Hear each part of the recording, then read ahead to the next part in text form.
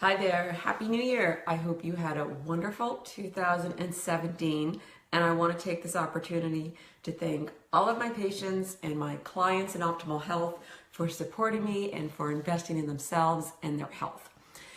I always say health is not investing in your health. Look at it like an investment, not an expense, because you will get return on investment if you spend money on your health, on your fitness, anything to do with your health. It's a return on investment guaranteed. So it is truly an investment. It's not an expense. So thank you so much for joining. Today I'm going to give you 5 helpful hints to help you accomplish your 2018 goal or goals, whichever it is you've chosen. So if you're watching this video and just jumped on or watching this replay, I'm Dr. Glenna. I'm a naturopathic doctor, mother of 3 little kiddos, and I'm the creator of Optimal Health, a clean eating guide, and we're ramping up to start tomorrow for 2018. So registration will close tonight at midnight for anybody looking to get on track in a fun and holistic way. It's super fun. It's recipes, clean eating. We talk about everything from adrenals to sleep to thyroid to depression. We'll cover it all, and we're going to start the weekly group coaching. So the first session will be this Thursday on the private Facebook group. We will do it Thursday morning, so I'll announce all that in the private Facebook group for January Optimal Health. So it'll be like this. I'll be sitting here. You're going to put your comments, questions in the comments, and I'll answer it right here for anybody who's registering. So I want to first ask you guys who are watching if you have set a goal for 2018. If you have, give me the thumbs up. I'd like to see how many of you guys have made a decision what you're going to develop, experience, change, begin in 2018. If you have, just hit the thumbs up so I know that you've already decided what your goal is for 2018. And if you haven't, well, maybe at the end of this video, it'll give you some helpful tips of how to zero in on what change you want to see in 2018. So I don't know about where you're at, but I'll show you what it's like at my place. I think you can see, yeah. So the water looks pretty cold. The waves are beautiful, but it's drizzly and rainy. But I did go out for a little jog, just a 25, 30-minute jog, which I usually do New Year's. There's New Year's Day, you have time to do that stuff, and it's just a nice way to bring in the year. Doing some form of exercise, where it's walking, a core workout, whatever.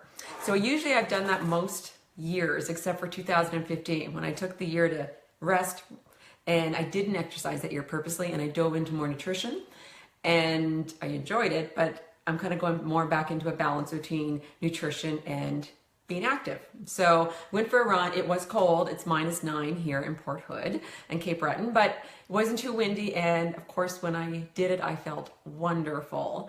So there was no regrets. So if you're thinking about going out, go out. You'll love it. Even 20 minutes, I find, is just enough to kind of invigorate you. And it's so good for sleep. So if you are having any sleep problems, make sure you're active. Make sure you get outside to be active, because your sleep will improve. So let's jump into the helpful tips that I put together that I want to share with you while you're deciding what you're going to work at for 2018. So the first one is, when you choose that time or that goal, carve out in your schedule how you're going to do it. Say if it's meal prep, say Sunday 1 to 3 p.m. and my backup time will be Sunday 7 to 9 p.m. and Wednesday night will be my prep times. And I always kind of give myself cushion room. So I always put a backup time. In case something comes up, or you have something unexpected, or an event, or somebody drops in, have a backup time. That was an example. So first, carve out the time in your schedule that you are actually going to make that goal happen. Choose a goal. This is the second one. Choose a goal that has a domino effect. So for example, I'm going to get to bed early enough that I will sleep 8.5 hours every night. Maybe it's 9 hours for you, whatever it is. But that goal, if you accomplish it, you will feel better, your mood will be better, your immune system will be stronger because it will get more rest. You will have a better probability that you will lose weight, will increase, because the more we sleep, we need sleep to lose weight, to balance our hormones and make leptin, appetite suppressing hormone. So you guys might notice today, if you stayed up last night, that you feel like nibbling and grazing all day. It's because if you only slept a few hours or didn't get a really good deep sleep, you're not making as much leptin. So choose that goal. So if it is sleep, you're going to make better food choices the next day because you're going to be rested. Your mood will be better. Your focus will be better. So there's so many domino effects from choosing sleep as your goal. That was just one example. There's many other examples. And most examples of goals that you can choose, they relate back to sleep. So even if they're not directly, I want to lose 10 pounds, or I want to exercise 3 times a week, or I want to cut out sugar. Say if it's being more productive at work, that's going to decrease your stress. You're probably going to do better at work and maybe move up or get a raise too, which will decrease your stress. If it is, I want to be more social, I'm going to socialize more with my friends and make that first step. Socializing is going to decrease your stress. It's going to make you happier. Different things like that. So a lot of things come back to our health, even if they're not direct health goals. So the third one is give yourself room. So kind of room to grow and grow into whatever goal that is. So for example, I never start any resolutions January 1st. I always use today as a transition day, a day to kind of ease into whatever it is I want to have as a goal. I started always January 2nd, which is why I started my January Optimal Health group January 2nd. Too much pressure, January 1st. January 1st is like a fun family relaxation kind of transition reflect day. So that's my cushion for whatever resolutions I start. So give yourself a cushion. If it is, I'm going to sleep 9 hours a day, maybe you give yourself 1 or 2 nights a week that you might not get there. Maybe you'll do it 7 out of 7, but give yourself the rule, no, 5 nights I'm going to try this. Or I'm not going to have sugar, or I'm not going to have fast food.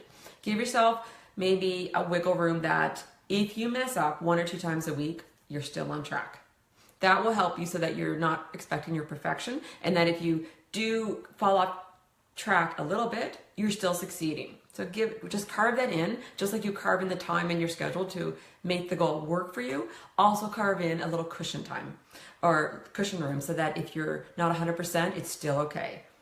That will ensure that your goal is still going to be, you're still going to be working on your goal come February. The next one is decide what you want to change. So go within and think about something that you've been thinking about for a couple months or maybe a couple years. Make that your goal. Don't pick something that you just saw online or that you just saw on the front cover of a magazine.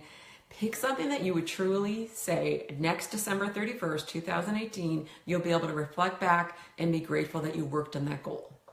And you might only succeed 50% on that goal. That's okay. But think about what you're going to be happy that you worked on next December 31st, 2018. If you pick something that's popular or on the cover of a magazine, chances are in 2 months, you're not even going to care about it. Whether it's, I don't know, I can't even think of an example that would be because I don't really read that many magazines. But I think you know what I mean. Look